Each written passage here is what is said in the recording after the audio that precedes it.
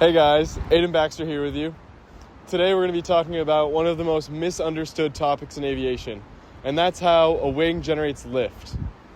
Most pilots can recite textbook explanations, but very few can actually explain the cause behind them.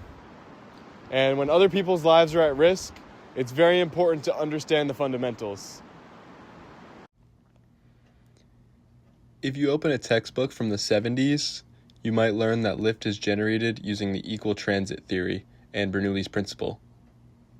As a wing travels through the air, equal transit theory says that the air particles that were separated at the front of the wing have to meet up at the back of the wing at the same time.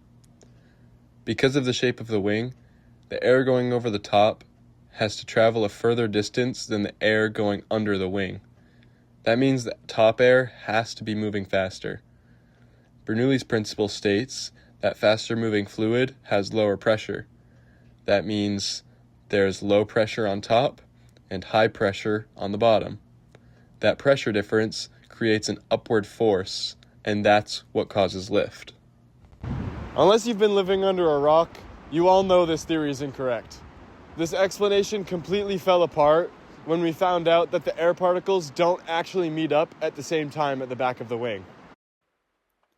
This is a demonstration of an airfoil in a wind tunnel. As you can see, the wind going over the top of the wing is actually going faster than the air going below the wing, but it's not actually meeting at the same point. You can see the air going over the top gets to the back before the air on the bottom does. This is why the equal transit theory is not correct. The new generally accepted explanation uses a combination of Newton's laws and Bernoulli's principle to describe lift. Let's look at the Bernoulli side of things first. If you ask most pilots how lift works, the explanation will sound something like this. But you might notice, this explanation is not very different from the last. As a wing travels through the air, the shape of the wing causes air going over the top to accelerate, and Bernoulli's principle says that higher velocity air has lower pressure. So again, we have low pressure on the top and high pressure on the bottom. So that causes lift. No problem with that, right? Well, what if I told you Bernoulli's principle actually does not cause lift in any way, and that explanation is completely wrong? Bernoulli's principle is misunderstood by almost every pilot. Bernoulli's principle is definitely real, but it's just a relationship and not a cause. I can prove that explanation wrong using this. As you can see, the wing has no special shape. The top of the wing and the bottom of the wing are completely the same. So nothing about this should make the air going above the top move faster than the air below the wing. But if I throw it, it clearly still flies. So whatever causes lift must still work even when the wing doesn't have a special shape. This is what we call a venturi. Fluid is moving through the tube, and as this tube gets smaller, the fluid has to speed up. That's the venturi effect. Think river rapids. As the water gets shallower, the flow speeds up. But if we look a little closer and we measure the pressure at the low velocity here and the high velocity here, the high velocity section will have a lower pressure than the low velocity section. What we're seeing here is Bernoulli's principle in action. If there is a higher velocity, then there is lower pressure. It doesn't mean that the high velocity causes the pressure change.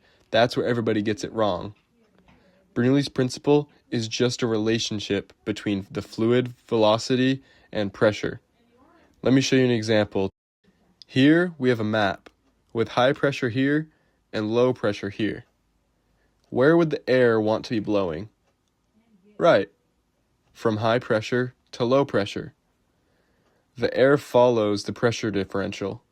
Fluids always move from high to low. Clearly, the wind isn't causing the pressure differential. The wind is a result of it. This is the key point right here. When pilots explain Bernoulli, they say the low pressure is caused by the velocity change, but it's exactly the opposite. The velocity change is caused by the pressure difference. That means the low pressure must already exist above the wing before the air speeds up. So if Bernoulli doesn't cause the pressure change, what does? Where does the pressure difference actually come from? And how does lift really work? All you need to know to understand lift is one simple law. Newton's third law will tell you the whole story for how lift is created without getting too deep into the math behind it. Newton's third law states that every action has an equal and opposite reaction. When I push the ground downward, my body moves upward. The action is a downward force, and the reaction is an upward force. A wing works in the exact same way. If we want an airfoil to get pushed upward, it must push something downward. Unlike me, a plane doesn't have the ground to push off of. The only thing the wing can push is the air. The wing pushes air down by turning it. This wing has a positive angle of attack. As the wing travels through the air, it must follow the curve of the wing. You can see the airflow bending and following downward behind the wing. This is called downwash. And because the wing is forcing a mass of air downward, the air pushes back equally upward on the wing. That's lift. The action is a downward force on the air. The reaction is an upward force on the wing. That's it. It's that simple. That is the complete cause of lift without getting into the complicated math behind it. So that means that we don't really need an airfoil to look like an airfoil. We have a rectangle as an airfoil in this example, and it might not be as aerodynamic as a real wing, but it's still redirecting air downward in this example, so it's still going to be getting an upward force. So if the wing has no angle of attack, it's not pushing any air up or down, so there's no lift in this situation. In this example, the wing has a positive angle of attack, so it's pushing the air downward, which pushes the wing upward. This has a negative angle of attack, so the wing is pushing the air upward, which actually pushes the wing downward. And if you look around, you can see this concept working in many other places. If you've ever used an oar in a canoe, you are pushing water backwards to propel yourself forward. The airplane propeller does the same thing to make thrust. It pushes air backward to push itself forward. Even as simple as walking, you're pushing the ground backward to push yourself forward. Now there's still one major question left. If lift is generated by pushing air downward, then why is there still low pressure above the wing if it's not due to Bernoulli's principle? The air has a certain pressure before the wing comes along. It's shown here by how far apart the lines are. Once the wing comes through, it funnels or crams the air below the wing, making a higher pressure area, which you can visualize by seeing the lines coming closer together on the bottom. And on the top, it's the opposite. The lines become more separated. You can see it becomes lower pressure. So Bernoulli's principle is real, and you can see its relationship here. Higher velocity with lower pressure on top, and lower velocity with higher pressure on the bottom. But Bernoulli does not explain why those pressures exist.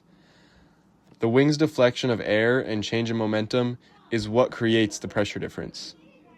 In a profession where safety is everything and other people's lives are on the line, it's worrying that something as simple as lift can be misunderstood for so long.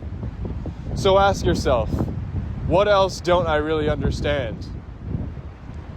Stay curious, question what you've been told, and never stop learning. Thanks for watching.